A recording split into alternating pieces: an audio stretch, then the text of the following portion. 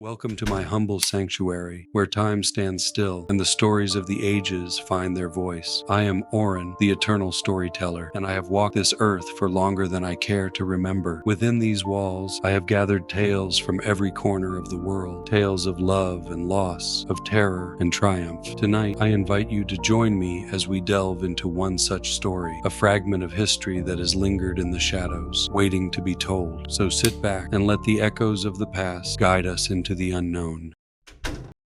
Whispers of the Wicked Woods.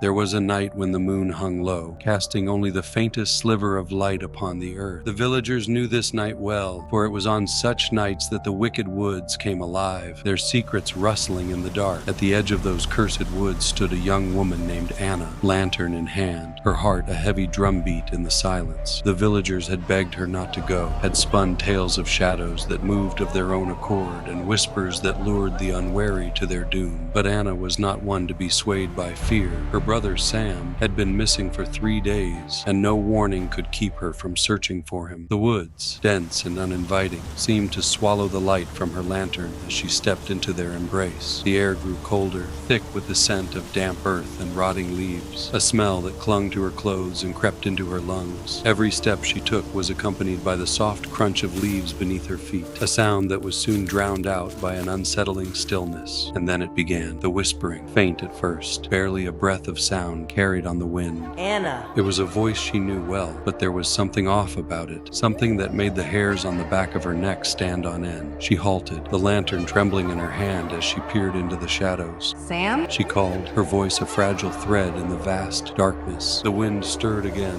and the whisper grew stronger, more urgent. Anna, come closer! Every instinct she had told her to turn back, to flee from the sinister murmurings that seemed to emanate from the very heart of the woods. But the pull was irresistible, and against her better judgment, Anna found herself moving forward, deeper into the nightmarish forest. The path wound and twisted, leading her into the heart of the woods where the trees grew closer together, their branches like the gnarled fingers of some ancient, unseen creature. The whispers surrounded her now, a chorus of voices, overlapping, blending, urging her onward. Help us, save us, the curse, break the curse. In the clearing ahead, a massive oak loomed, its twisted branches casting grotesque shadows in the flickering lantern light. The whispers crescendoed as Anna approached, the voices almost frantic now, as if they knew she was close to discovering something terrible. At the base of the tree, something caught her eye, a glint of silver half buried in the soil. Kneeling down, she brushed away the dirt with trembling fingers, revealing a locket, tarnished with age, but unmistakably familiar. Sam's locket. Her breath caught in her throat as she held it, the weight of it in her hand a cruel confirmation of her worst fears. And then, as if summoned by her despair, the whispers stopped, replaced by a low, menacing growl that seemed to vibrate through the very earth beneath her. She looked up, and there, in the gnarled bark of the oak, something moved. Slowly, impossibly, the bark twisted and shifted, forming a grotesque face, eyes hollow and empty, a mouth stretching into a ghastly grin. Welcome,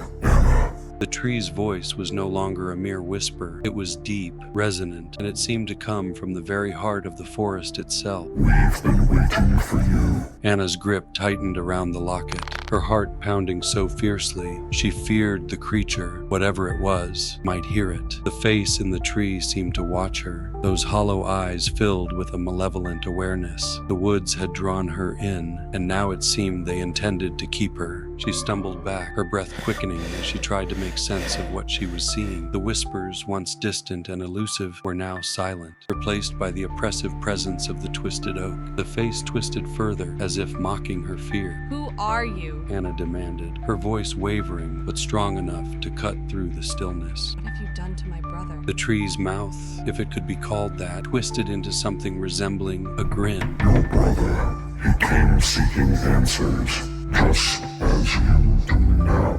The woods do not give without taking, Anna. No! Anna's voice broke, her desperation spilling into the night. She had come this far, faced the terrors of the woods. She would not lose Sam to this place, not without a fight. I'll find him, and I'll break whatever curse holds him here. A deep, rumbling sound emanated from the tree, laughter, if such a thing were possible. The curse is not something you can break, child. It is as old as the woods themselves, rooted deep in the earth, in the very bones of this land. It binds all trusting their fates to the will of the forest. As the tree spoke, the shadows around Anna seemed to shift and move, taking shape. Figures began to emerge from the darkness, half-formed, ghostly apparitions with hollow eyes and faces twisted in eternal despair. They were the lost souls of the woods, those who had wandered in and never returned, and among them she saw him. Sam. The words slipped from her lips as she took a step toward the figure that had once been her brother. His face was pale, his eyes empty, but there was no mistaking him. The locket in her hand felt like a dead weight, a cruel reminder of the boy he had been and the lost soul he had become. Sam didn't move, didn't speak. He simply stared at her, as if trying to remember something important, something that had slipped through his fingers like sand. You see now, The tree whispered, its voice weaving around her like a vice. it belongs to us, as do all who enter, and soon you will join them. But Anna wasn't ready to surrender, not yet. Her hand tightened around the locket, and she felt a spark of warmth, faint but real. She looked down and saw that it was glowing, the faintest shimmer of light in the overwhelming darkness. She remembered then the stories her grandmother had told her as a child, tales of old magic, the kind that protected and healed. The locket had been passed down through generations, a relic from a time when people still believed in such things. Sam! She cried, holding the locket out toward him. The glow grew stronger, pushing back the darkness, the warmth spreading through her hand and into her very core. I won't leave you here. Come back to me, please. For a moment, Sam's eyes flickered with something, recognition perhaps, or a memory that had fought its way through the fog of the curse. The other figures shrank back from the light, their hollow eyes filled with fear. The tree hissed, its face contorting with rage. You dare defy the will of the woods.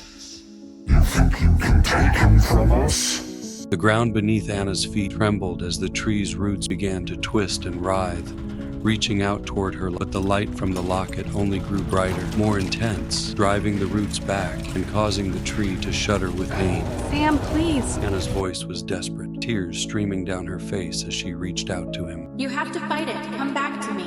Sam's gaze locked with hers, and in that moment, the bond between them, stronger than any curse, forged in blood and love, flared to life. He took a step forward, then another, the light from the locket guiding him through the darkness. The tree let out a bellow of fury, its branches thrashing wildly as it tried to pull him back, but it was too late. Sam reached out and grabbed Anna's hand, the light enveloping them both in a protective cocoon. The woods roared in defiance, but the power of the locket, combined with Anna's unyielding will, was too strong. The roots recoiled, the shadows retreated, and the tree's face twisted in agony before finally it shattered into 1,000 pieces of bark and splinters. The clearing fell silent. Anna collapsed to her knees, clutching Sam to her as the light from the locket slowly faded. The figures around them dissolved into mist, the curse broken at last. Sam was weak, but he was alive, and as he looked up at his sister, the color slowly returned to his cheeks. Anna, He whispered, his voice hoarse. you saved me. Anna smiled through her tears, holding him close. We saved each other. The wicked woods were no longer silent, but the whispers had changed. No longer the sinister murmurings of lost souls, but the gentle rustling of leaves in the wind, a reminder of what had been and what had finally been set free.